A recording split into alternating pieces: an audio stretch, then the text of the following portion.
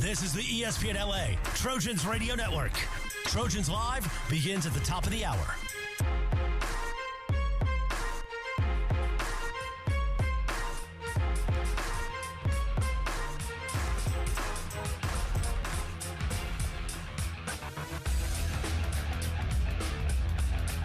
This is the ESPN LA Trojans Radio Network. Trojans Live begins at the top of the hour.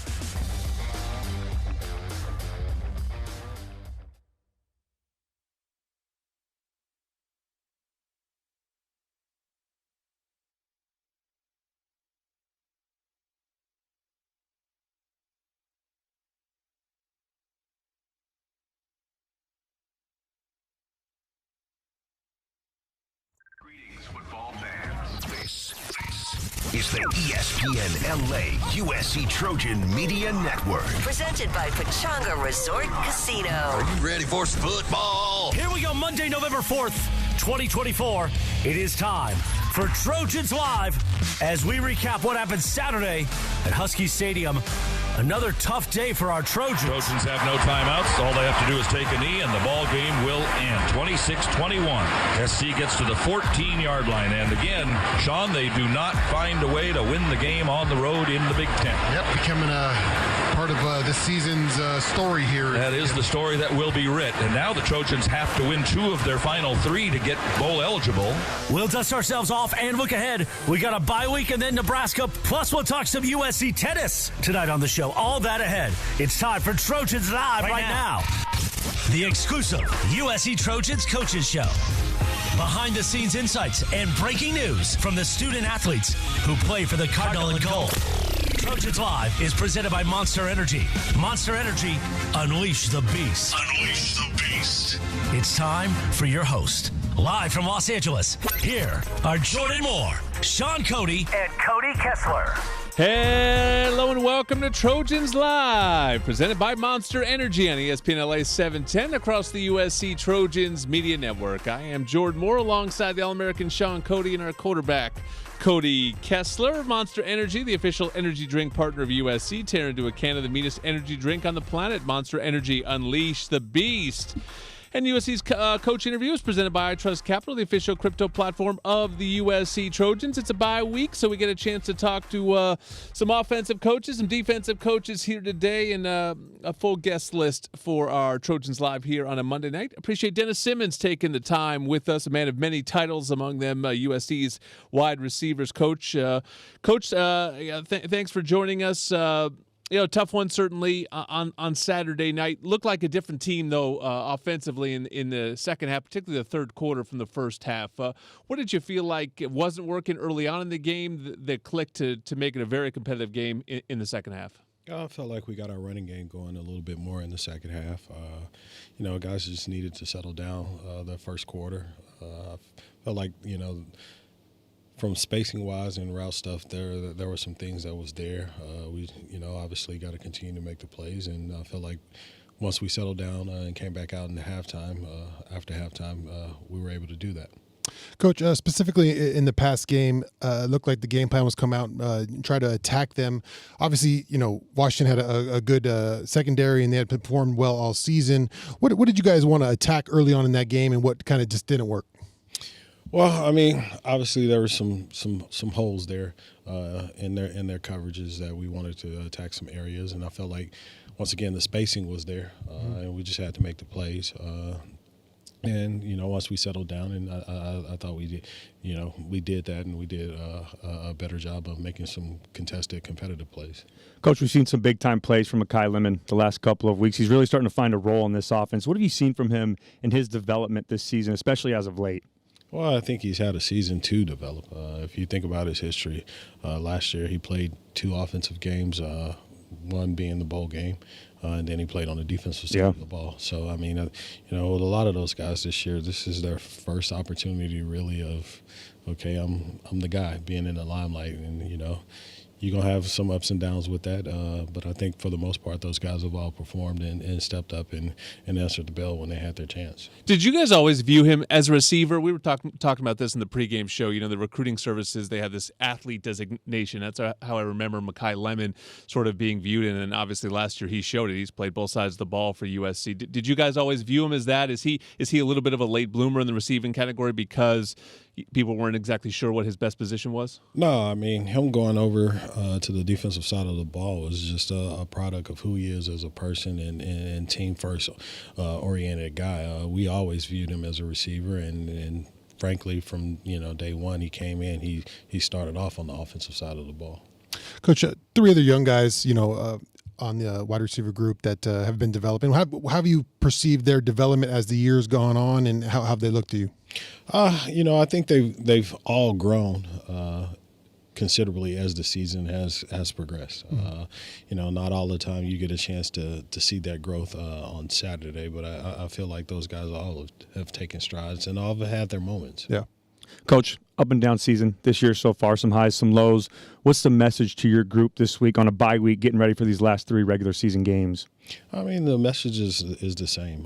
When you have a standard and you set that standard, that's what you're going to live or die by. And so the message hadn't changed. I mean, this is an opportunity where we got a chance that you don't play on Saturday, but you got a chance every day that we go out and practice to continue to get better at their craft. So that's the things that we're going to focus on. That's the things that I've been upstairs focusing on, prior to coming down here, is looking at every play that we've had this past season thus far and finding ways to improve upon it. You're listening to Coach Dennis Simmons on Trojans Live. Zachariah Branch, obviously such high expectations coming in. He was a big-time recruit, All-American as return man his freshman season. It's been up and down this year. He has a nice game. It gets unlocked a little bit against Washington. The stuff that he's been working on to get going, is it mental stuff? Is it understanding how to be best at the position and confidence and getting that going, or is it more the physical stuff, technique and size and strength kind of stuff? No, I mean, Zach is, from a physical standpoint, I mean, he's everything that you could want and ask for. There's been some times in the offense where he's been open. There's been some times in the offense where, he's had opportunities and we just hadn't been able to capitalize on it. But, I mean, that's all a part of it when you're a young player and you're trying to emerge. He's had a great attitude. He's been out at practice every day working his butt off, and the sky's the limit for him. And I do see in the near future of him being able to showcase all of the things that quote unquote the media or everybody else write about him. Because I mean, he's a good player, but he's an even better person, and he's a kid that is very serious about his craft and don't mind investing the time and the effort and working at it. Bye weeks come this time of year, and usually you get those early ones, and you can you push through them. You kind of keep working, and the later ones, maybe you try to get some guys some rest. How do you figure you use this bye week? Is it more of a development week, or getting the guys rest? Is it as later in the season? Well, I mean, you guys study our roster, probably better than anyone else, so that Cody does. I don't know what I'm talking about most. I quarterback can't help it, Coach. I know I got everybody down. I mean, you've seen that we've played several games where, missing pieces of the puzzle. So, I mean, obviously you like to be able to get those pieces back into the fold of things. But, I mean, once again, this is a week that, don't necessarily look at it as a bye week. You don't have a game on Saturday, but this is an opportunity for us to continue to, to work and improve. And that's the way we're looking at it. Coach, we've talked a lot about some of the young guys on the roster, but one of the veterans in your room is Kyron Hudson. He doesn't always jump off the stat sheet, but he's sure always going to make one of those big-time catches, one of those unbelievable catches. He had one against Washington last week. How important is it to have a veteran like that in your room with a group of young guys that still haven't really been in that position before? I think you said it best. I mean, you can't get better at playing the game unless you play the game. Yeah. And, him and Kyle Ford are the two guys that are in the room that have had a wealth of experience of playing the game. So, I mean, there's a lot of things that you don't necessarily see on the stat sheet that, both of those guys provide, not just for the unit, but for our team in general. You're listening to Dennis Simmons on Trojans Live. Coach, we've talked about this all season, the receiving room. It's sort of like a new guy each week. It's been, a handful of guys ultimately that end up at the top. Zachariah was the leading receiver this week, Makai the 2 weeks before that. Do you like the fact that the ball's being spread around so much? I mean, 2 years ago you coached Jordan Addison. He was pretty clearly the go-to guy. Is it better for an offense to have that, or do you like the threat of the fact that people don't really know where the ball's going?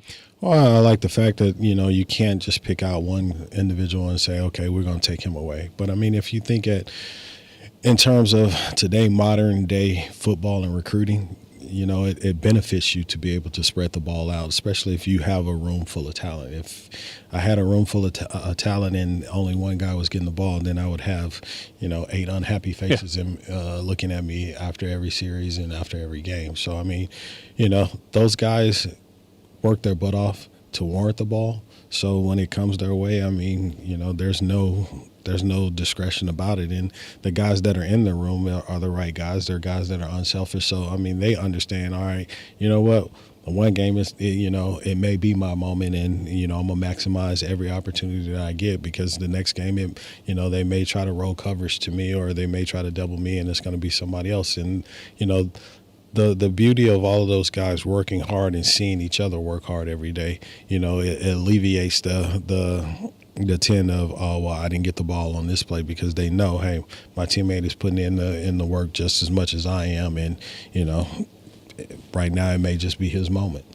Coach, I haven't got a chance to break down any Nebraska because we're 2 weeks out, but I know you coaching staffs like to jump in all kinds of stuff early. What's that defense look like? And, obviously 2 weeks away, but some time to work on it. What do you see from Nebraska's defense? Well, they're a veteran defensive group.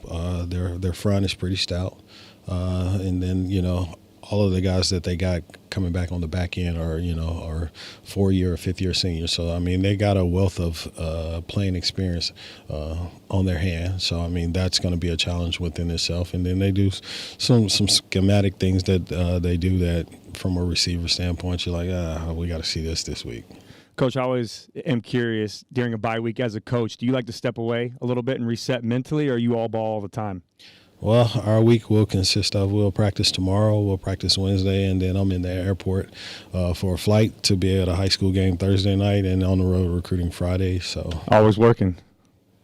Well, that kick time just dropped for the homecoming game. The next game is against Nebraska. It is a 1 o'clock tip at the Coliseum. We will go on at 11 a.m. across the USC Trojans Media Network. That game will kick on Fox. Dennis Simmons will help lead that offense onto the field. We're going to switch to the other side of the ball now. It's time for some dog work. We've got Eric Henderson, the DL coach, coming up next on Trojans Live.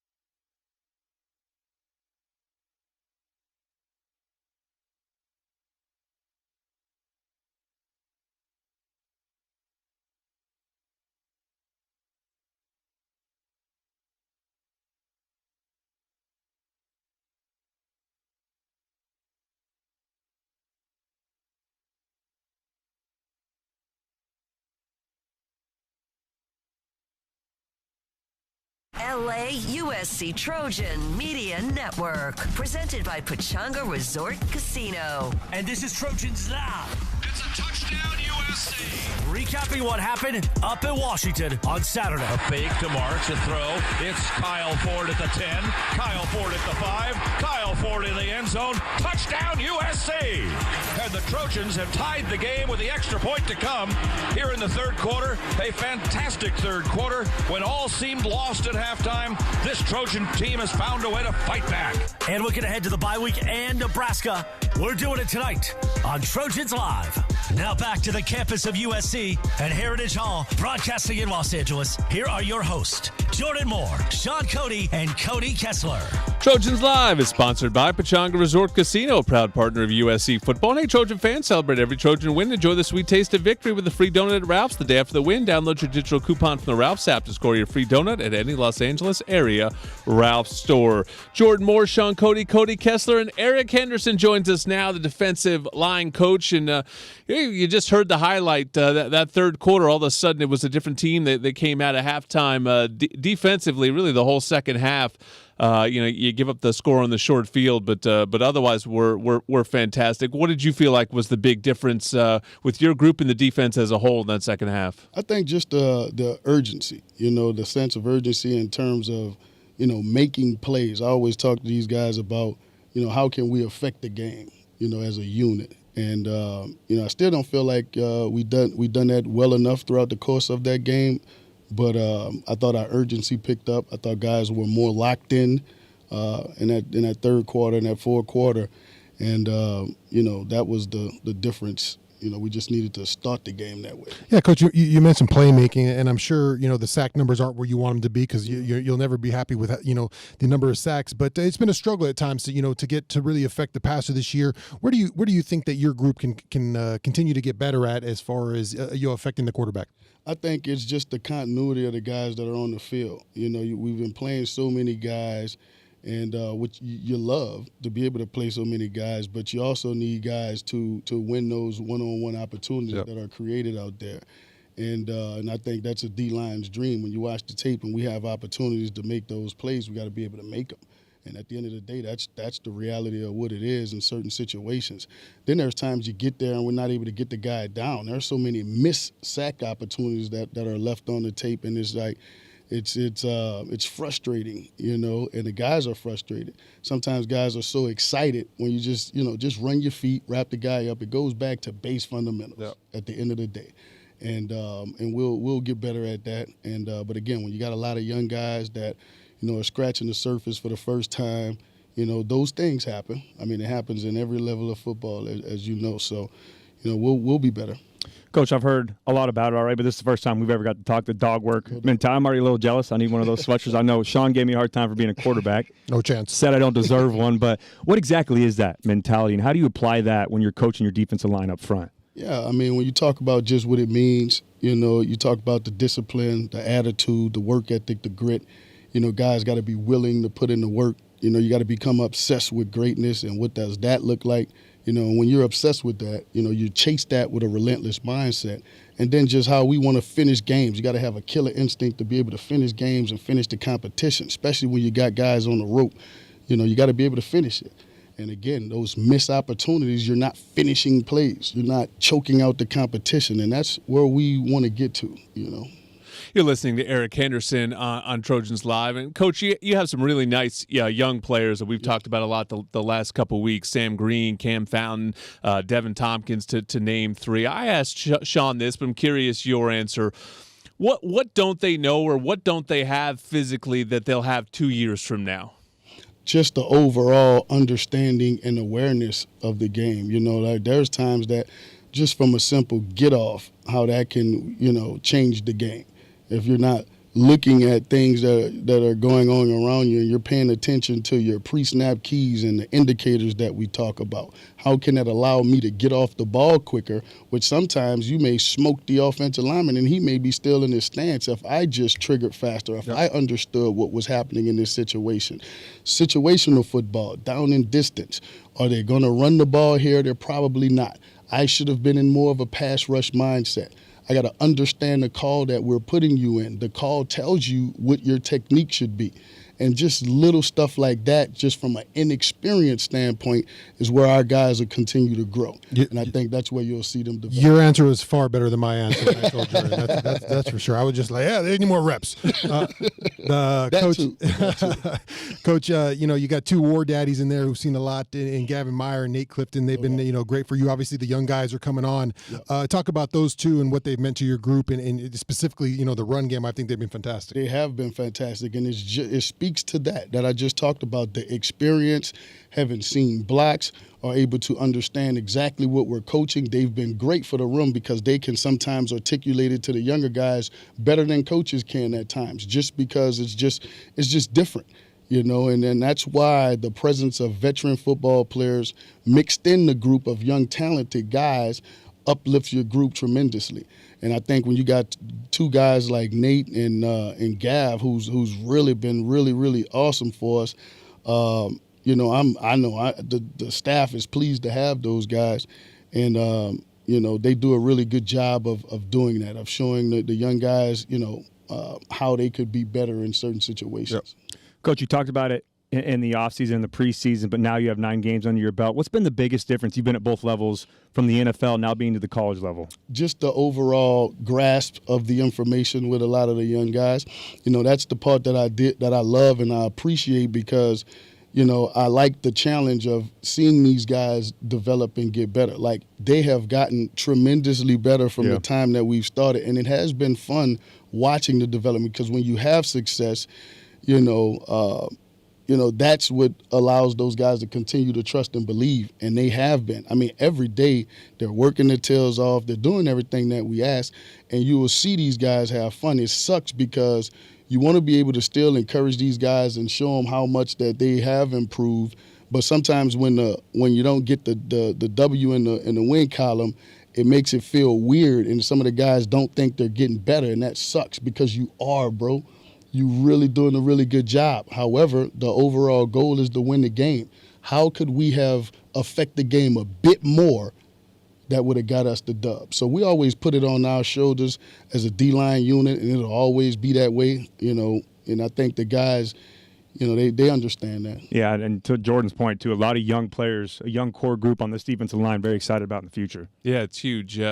We are on ESPN LA 710, which is the home of the Rams as well. Do you watch the games? Is it weird watching a team that you just left that locker room? I watched yesterday. Did you watch? I was able to see a little bit of it, and it was fun. It was fun to watch those guys and see the young guys continue to grow and develop in the league. And I was able to point out some of those things to our guys in terms of just where some of those guys were when they started, and to see how they've continued to develop, and now the success that those young guys are even having, even if they started a bit slow, this year. Coach, one player who's kind of popped off the film the last couple of weeks, who really didn't get much action early on in the season, Elijah Hughes. He didn't really get a lot of burn early. We saw him last year a little bit, and as the season's come on, we've seen him get some in there and some action, draw some holding calls, good penetration. What have you seen from Elijah Hughes to get him out there some more? Just that, Sean. Like, he's able to work the edges, and he's got a really good first step. He's kind of slippery inside. Yeah. One of the things I talked to him about today was just his overall confidence and having that the understanding that I can take over if I want to. Yep. Trust your instincts. You have the keys to go do this thing. And just when, not having that early playing experience sometimes mentally slows a lot of these guys down, and they don't realize, oh, snap, I'm free right now. Well, yeah, if you 1 second earlier, you probably would have made that play. Yeah. That was a sack that he could have had, in the UW game. And I'm surprised that he's winning, right? There you go. And it was just that. It was like, dang, I didn't think I were going to be free. Why? Yeah. Expect it. Yep. I love it, Coach. I always love your perspective. I appreciate you taking the time, being on the show, and can't wait to watch this young group develop under you over the next few years. Your next shot to get after the quarterback is coming up not this Saturday, but the following Saturday against Nebraska. 1 o'clock is our kick time at the Coliseum. Homecoming Saturday. Game is on Fox. We will go live on the USC Trojans Media Network at 11 a.m. When you've got good beer and good vibes, it's all bueno. Stone Buenaveza Salt and Lime Lager is Baja-inspired, imported from San Diego, located near you at find.stonebrewing.com. And Fight on Trojans and Fly on with ONT. Ontario International Airport is a proud sponsor of our USC Trojans. Visit SoCalSoEasy.com to book your journey through ONT today. When we come back, we will sit down with Bryson Shaw, one of the senior leaders on this team. That's next on Trojans Live.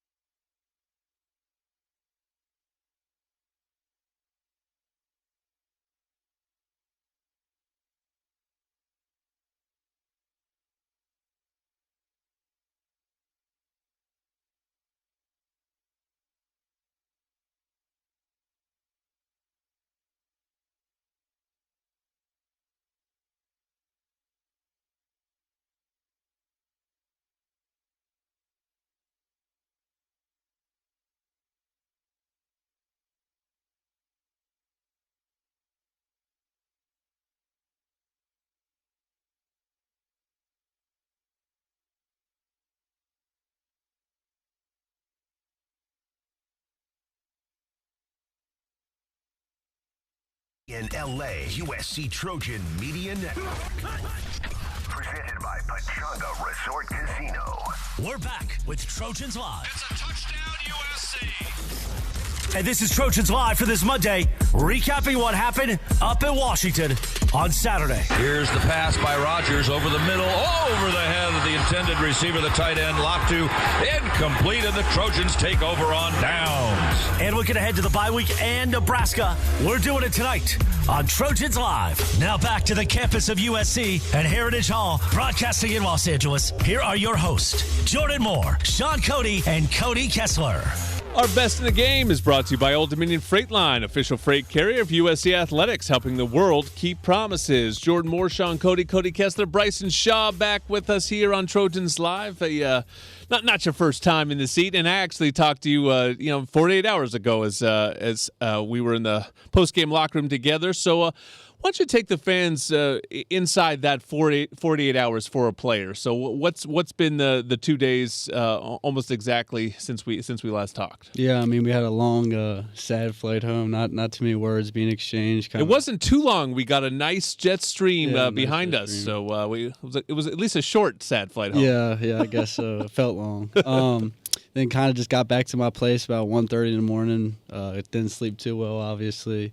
Woke up. It was a new day. Came in, lifted. A lot of the guys came in, lifted.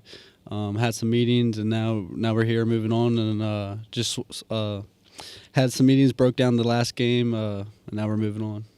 Yeah, let's break down the game, I guess, a little bit. You defensively start off a little slow. Your offense probably didn't put you in some great positions. Then the second half, you guys, only give up 6 points. What was the change at halftime, and how did you guys? What was the response in the second half? Right, just doing our job. I mean, we were losing the edge of the defense way too much, giving up way too many just dumb mistakes on the edge, especially the run game. Yeah, in the run game, even in the pass game, they threw. I think the biggest play we came up or gave up was an explosive. Just kind of dumped it out there to the flat. We didn't contain it, and he kind of just broke free, missed some tackles. So we went into halftime. Coach Lynn, he's a very ball guy. He's not going to do the rah rah and all that. He just came in and said, "Listen, we just got to start doing our job and doing the stuff we coach you to do."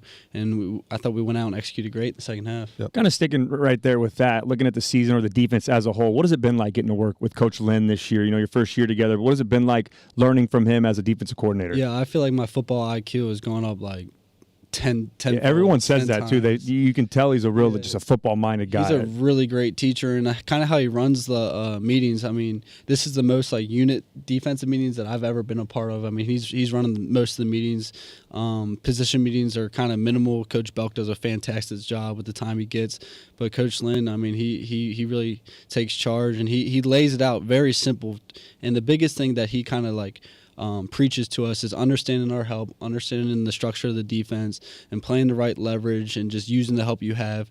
And he just makes it really simple for us to understand how the defense works as a whole and not just on an individual basis. Yeah, so in that sense, was it easy, quick to learn? Did you feel like the learning curve was quick, switching defenses? Yeah, I mean, it felt pretty good. I'd say about 6-7 practices in the spring kind of started clicking for me personally.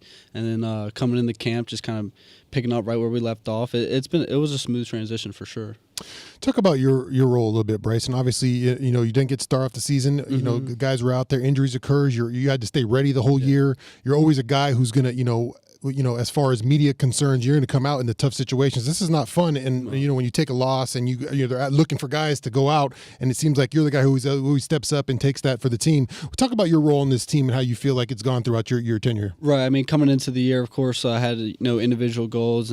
But to me, I mean, this is my last ride. I just wanted to win. That's all I wanted to do. So the fact that we're kind of sitting here where we're at is pretty devastating. But kind of going back in time, I mean, of course, I want to play, be the one making the plays and all that. But I was just, I thought coming into the season I was kind of pressing too hard, when you're kind of just like, I need this. Wasn't playing too well. This is going back to the spring. Fall camp came around. I'm like, you know what? It's going to unfold how you know what I'm trying to say. It's going to play how it plays out, and then I'm going to be there for my teammates, support my guys, and I know the season's long, so I was like, you know what, I'm eventually going to get an opportunity, and just being ready when my number's called. So I mean, it's been a long season, but we just got to finish it the right way. Being one of the leaders on this team, what is that message to the locker room this week, especially the seniors? You only got 3 regular season games left. What do you want to leave out on the field, and what do you want to really play for the rest of this year for this older group? Yeah, I would say we just had position meetings probably like an hour and a half ago, 2 hours ago. And Coach Belk, I mean, when he speaks, he's a really good motivator. Like he really gets me fired up, gets me going. And he said, listen, for your old guys, I mean, you don't know how many. We only have so much time left. I mean, you got 4 weeks guaranteed left. Yep. And when he said it, I'm just like, dang. I mean, it was sad to hear, but at the same time, it's just like, got to make them all count now. Got to make them all count. And he was kind of talking about the bye week. He's like, even though it's a bye week, and he's like, for the older guys, I mean, the practices are running down. It's not just the game; it's the practices. And then you go, some of you are not going to play football again. Some of you are going to play football again. But in terms of college football, I mean, this is all you got. So, and that really hit me hard. So I'm excited for this week. The next game at USC is a homecoming Saturday, but the homecoming game for you was Maryland. You're a Maryland guy. You got to captain the team and go back to your home state. What was that experience like? In your final year, getting to go cross country and play back where it started. Yeah, I mean, never in a million years I thought I'd be going there with the USC Trojans. But I mean, other than the result of that game, I mean, it was a great time. And leading up to the game, seeing my family the night before, I had like 33 people at the game. It was awesome. Got a little bit of that home fall weather. I'm a big season guy. Love the fall. So, I mean, everything other than the end of the game was great. More of a comment for you, bud. I just appreciate what you've done for this team. The time you've been here, real professional, like I said. And I want you to finish this thing out the right way, man. Sir. And I think you really have a chance, Mary, at the next level. Special teams. You're a guy who buys in. Get in there, man, and work. Because I could see you continuing this thing in the NFL. So just hats off to you and what you've done here at USC. I really appreciate that. Bryson Shaw summed it up perfectly, but you can see him take on Nebraska, 1 o'clock kick on Fox.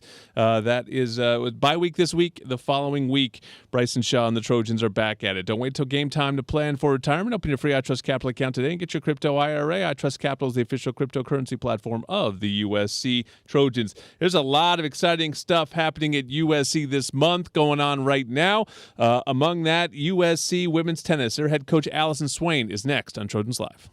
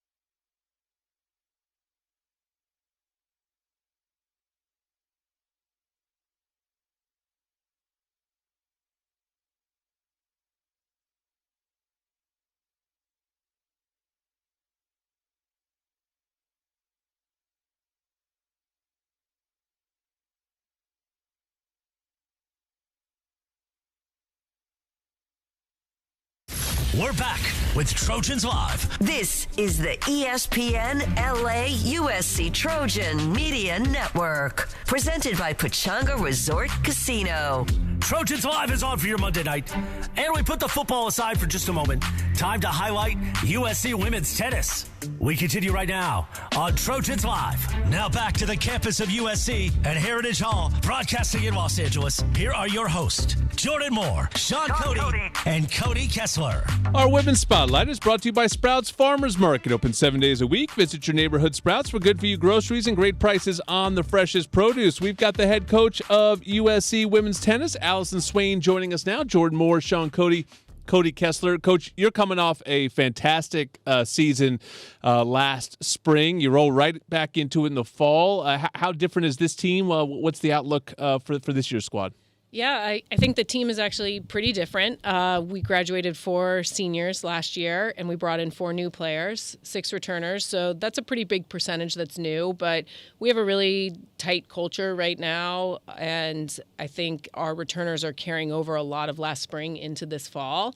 Mostly it's been really interesting this fall because we're playing a little bit of a new format this fall and adjusting to that. Yeah, take us through the format, Coach. Let's know what's going on with the format. Yeah, we are in a 2-year pilot with the NCAA where the singles and doubles NCAA championships are now going to be crowned at the end of the fall, right before Thanksgiving. Previously, that was always played right after the team NCAA championships in May. So that's very different for us. Yeah. And this fall is typically a time that we focus on player development and some individual tournaments. Now we're trying to focus on player development, but also qualify players for the NCAA championships. So it has a scheduling wise, huh? Yeah. It's definitely a different feel. Coach, you talked about singles and doubles. We had Lily Fairclough on a couple weeks ago, and I'm curious your opinion on this too. And I talked to her about it. But what goes into picking the right doubles partner? Right? Is that kind of let the players fill it out, or as a coach, do you try to put players together that you think they're going to work well, in those matches? Yeah, I think as a coach and our coaching staff, we always have initial thoughts and instincts on what's going to work, but it's really the players that determine if it will. So for Lily and Grace, it was about playing style, first and foremost. And secondly, it's also about personality, communication. Are they going to gel? Because they have to want to be out there together. They have to mesh competitively. Honestly, that makes the biggest difference at the end of the day. And I feel like we lucked out a little bit with our doubles teams. I had some instincts on what I wanted to do, and we got out there not just with Lily and Grace, but with our other doubles pairings this fall, and they've really bought in and brought the energy and the focus on court and meshed well together from the get-go. I mean, you called it luck. I'm calling it coaching, though. I think that you got to give yourself some credit there. You're listening to Allison Swain, head coach of USC women's tennis on Trojans Live. Before we started, we were talking about the last time you were on, which probably was around when you got hired, I would assume. So now entering your eighth season, I'm curious now because when you got hired, I thought it was such an interesting, fun hire because it's almost like a coaching experiment. You had built a dynasty, but you had done it at a small college called Williams, which is D3 tennis. But you clearly can coach. So what's the transition then to all of a sudden doing it with, the best college, tennis players in the country? Now that you're 8 years down the road, what are the results of that experiment? What is different about coaching at Williams versus coaching at USC? Well, whether it's Williams in a small D3 school or another D1 school, I mean, nothing compares to coaching at USC, right? The resources we have here, the way our support staff, our student athletes, our athletic department works as a team, I really don't think anything compares to that. So I don't even know if it would be a jump from anywhere, really, right? Yeah. And so I'm incredibly grateful for what we have. And honestly, the biggest thing for me is like, how do our players, how do we best utilize all that we have here to make us great? And for a lot of our players, it's picking and choosing and helping them see what are going to be the biggest difference makers for them. But working with athletes that are highly motivated, I did that at both places. Here, it's a little different. A lot of our athletes have aspirations to be pro tennis players and are doing some of that now and will continue to do that when they graduate. So that's been different, really fun, really exciting. I've tried to bring the team culture aspect to it. Because tennis is only a team sport in college, essentially. Yeah. Otherwise, it's individual, and that's what I really was the foundation of what I did at Williams. And that's been a really fun experiment and one our players have really bought into and just makes being out on court, being on team trips, competing out at these away matches and stuff, 6 courts across, really, really fun. Coach, you mentioned culture, but you also got to bring in the right players, right? You have to find in recruiting what kind of player you want, or even now with the transfer portal, you got to figure out who should be on this team. When it comes to recruiting, are you looking for someone who can smash the ball, or are you looking for players who can cover the court? I'm just asking because I have some daughters, and we got to know what to work on. Yeah, well, I really like great athletes. Okay, check. Yeah, so that helps a lot because I think, like I said, we have the resources here and the ability to take a great athlete and help them really reach their full potential. Our players have all different playing styles. Mm-hmm. We've got Lily, who's big lefty, big serve, big forehand, likes to come forward. We have, Maya Sung in her 5th year on our team. She's a grinder. She's creative. She really works the points and is physical out there. So it's different with everybody. Yep. But I really gel well with players that can kind of be humble and hungry and really want to get better, have that motivation, internal drive.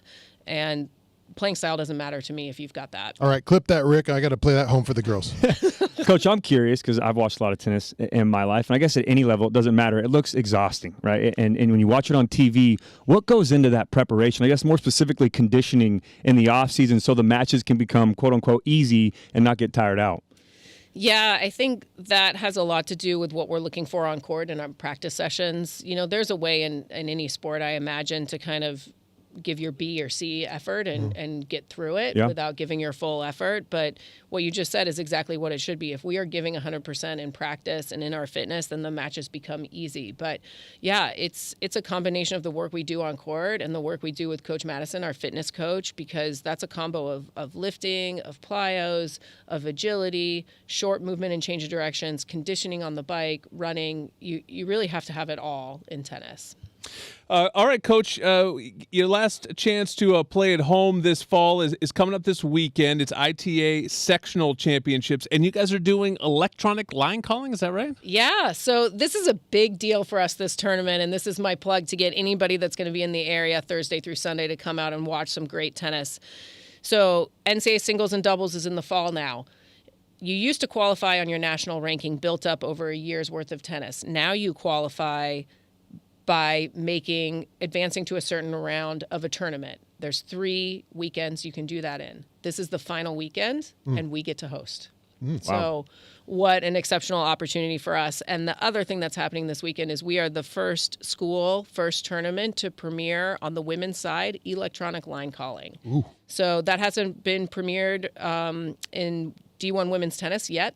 And we're doing it across all 6 of our courts. So there will still be an official sitting in a chair if you've been to a tennis match before, but the lines will be called automatically, much like when you watch a Grand Slam on TV now. Yeah. That's where they freeze frame it and you can kind of see where the ball landed on TV? You can, yes, okay, exactly. Gotcha, yeah. But there, if you watch a Grand Slam, you'll see linesmen in the back calling the serve. Traditionally, you'll see them on the sidelines calling the sidelines. Now it's all done by a computer. Wow. Yeah, but in college you still get a little bit of yes. I saw that exactly. out. So we're getting rid of that, which is probably for the best. In college, you typically call your own lines. The ref in the chair will overrule it if it's wrong, but that's tough to do. And we also don't play ads. So if you know how to score tennis, you watch a Grand Slam, you get to deuce, you still 40-40, you still have to win 2 points to win the game. It's sudden death in college tennis. It's one of the things that makes it really exciting and a lot of pressure. Those deuce points can be a little tight on the calls, so it'll be great to have electronic line calling for You don't play lets either, which is great, and yes. the pros should fix that. That's much better. But yeah, no, the deuce thing is it certainly adds to the drama. Sean, would you be an honest line caller, or maybe big what points? strikes you as me being an honest? Just asking. Yeah, honest. Just honest. Well, I might be a homer for the Trojans, but I don't know who else. Oh no, just yourself. Just saw that one out. On to the next. The next for women's tennis is again coming up this weekend, ITA sectional championships. Then they'll have a full team season in the spring as well. So go to usctrojans.com and see the schedule. USC women's tennis rolling in season 8 under head coach Allison Swain. Want the inside scoop on this game and all things Trojans? Be sure to sign up for the 3 Torches presented by Smart and Final. It's a free newsletter that hits your email inbox 3 times a week with game info, player insights, and more. Go to usctrojans.com/3 Torches and sign up. Our football roundtable is next on Trojans Live. Good job, Coach. Thank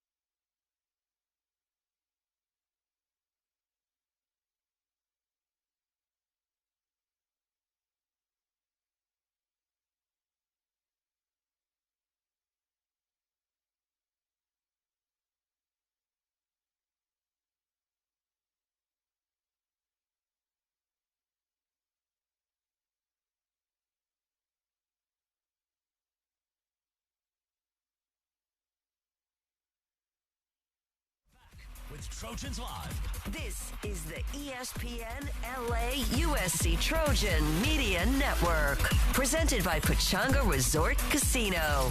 Now back to the campus of USC at Heritage Hall, broadcasting in Los Angeles. Here are your hosts, Jordan Moore, Sean Cody, and Cody Kessler. Ready to take it to the next level? Unleash the beast this college tailgate season with Monster Energy. Tear into a can of the meanest energy drink on the planet. Monster Energy, unleash the beast. Jordan Moore, Sean Cody, Cody Kessler, and Keely Yours out today for our football. She's taking the bye too. Took the bye. Now Keely's under the weather. It's been going around. I mean, some of us, tough it out, play through, but we told Keely to sit this one out to try and keep you guys healthy. You guys, you have real value to this show, so we had to make sure we kept you two healthy. Listen, the fans going through it, guys. And that's the fans' job. Ride the roller coaster up and down. They were telling everyone after LSU that we were going to win it all, and now it's sad times. I'm curious the players' psyche in a season that's not going well and, ultimately is not going to hit the heights of what you wanted. And you guys, didn't have a lot of this during your college careers, but both of you lost quite a bit at times in the NFL. So take me inside sort of how the player handles, a season that's just gotten away from itself. Well, for me, it's all where's your motivation lie, right? And that's all a player can have is what drives you to do the right thing, to play as hard as you can, and you find your motivation, right? And the great players can find their motivation, right, Cody? They can find what they can dig in on. Obviously, a lot of things are off the table for this team as far as playoffs and championships and those kind of things. So where do you find your motivation now? Lincoln Riley's job as a head coach is to try to stir him to that, but ultimately it's up to the player to decide, hey, I gotta, do the games matter to me? Do these reps matter to me? I thought Bryson Shaw said it nice. If you're a senior, what kind of reps are these NFL teams are going to be watching? If you're a younger player, how am I going to, how does this start for me for next season? So you always got to find that motivation as a player, and that's what these 3 games are. If you can't find your motivation against UCLA and Notre Dame, then you might be in the wrong business here at USC. Yeah, and just to echo that a little bit, you got to take pride in wearing the Cardinal and gold, right? And you fully understand that. And I've said that before, is you play for something so much bigger than yourself. No matter what the record is, you play for all those great players that came before you, play for all the Trojan family and the fans out there, and you've really got to buy into that, right? And Coach Riley's done a good job of getting this team to buy into that because the product on the field, although we're not getting the job done, these guys play hard, right? And you can tell they're proud to be Trojans. They fight until the very end. But like Sean said, too, you're playing for that next level. That's the beauty of college. At the NFL, it's tough, right? You're playing for position, maybe trade, all those things. But in college, you're playing for the next level for these NFL scouts that are watching, or else you may not play ever again, right? So it's your last time putting a jersey on or a uniform on from a game you played since you were 5 years old. In terms of what's missing from this season and this team, particularly with the road games, guys, I keep coming back to the turnovers. I just think that 100%. The turnovers, you just point to them and they swing these games. They were rolling on Saturday. In that third quarter, everything was back. I mean, I couldn't believe how quickly they erased at halftime because it felt like it felt like the first half was pretty rough, and then all of a sudden, everything's going great, and then bang, a turnover just brings a place back to life, and we have seen it in all these road games. The numbers now, 9 turnovers in the 4 road losses, 7 of them are interceptions, and I think the lesson may be to obviously always take care of the football, but maybe learn the value of the punt in this league, and not always pushing the ball into tough spots in this league. That's not necessarily going to end up in shootouts. Yeah, especially in the rainy weather too. I think throwing that element in there too, and the ball's kind of loose around the air, and a lot of tip balls, a lot of missed interceptions for Washington. Maybe just a lot of questionable My thought into the play calling into the game was just, it rang. This game rang, Cody. Let's pound the ball. Let's run the rock. And you come out in that first half and you don't really get it going through the air. You kind of, you're trying, but it's not really working. Then you decide to go to the ground and you find some success, but maybe a little bit too late. I just thought, some of that is, you got to decide, how we're going to attack this team. And I just thought some of those answers for that game just didn't make sense to me. Yeah, I mean, and that we're playing the number 1 pass defense in college football, right? So you'd expect it to be a run-heavy type of offense in the first half, but then you see the positive of that when we come out in the second half, it really opens up the pass game. When you run the football well, we saw Miller hit some deep shots down the field. We started pushing the ball down the field and had those big plays back to back. But then I'm with Jordan. You can't have those turnovers, especially on the road when you're starting to put a team away, right? You really felt like if we scored there, that crowd was going to be completely out of it. We were in full control of that game, and we just had another costly turnover on the road. Or to my point, even if we didn't score and we just punted it and put them back on their 10. Our defense was playing great. Like the defense giving them a short control. field. Yeah, giving them a short fields field all night. 100%. Got to learn from them. All right, we're going to take one more break and then wrap things up on Trojans Live.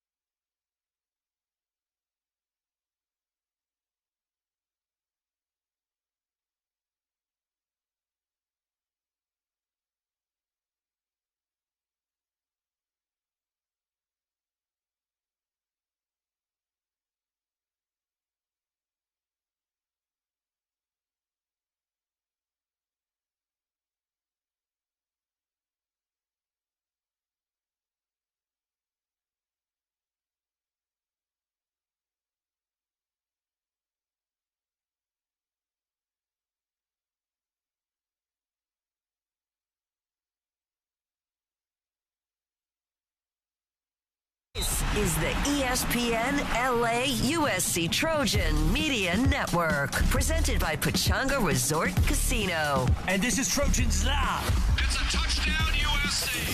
Recapping what happened up in Washington on Saturday. A fake to Marks, a throw. It's Kyle Ford at the 10, Kyle Ford at the 5, Kyle Ford in the end zone. Touchdown, USC. And the Trojans have tied the game with the extra point to come here in the third quarter. A fantastic third quarter when all seemed lost at halftime. This Trojan team has found a way to fight back. And looking ahead to the bye week and Nebraska, we're doing it tonight on Trojans Live. Now back to the campus of USC and Heritage Hall, broadcasting in Los Angeles. Here are your hosts, Jordan Moore, Sean Cody, and Cody Kessler.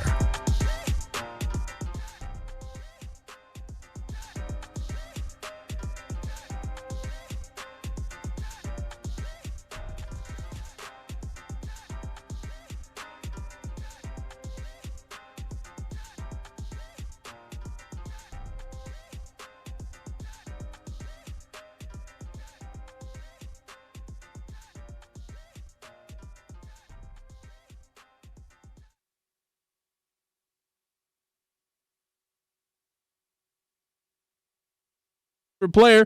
She went for 27 in the win today. She averaged 27 last season, but this is sophomore year jump over under 30 points per game for Juju Watkins this season.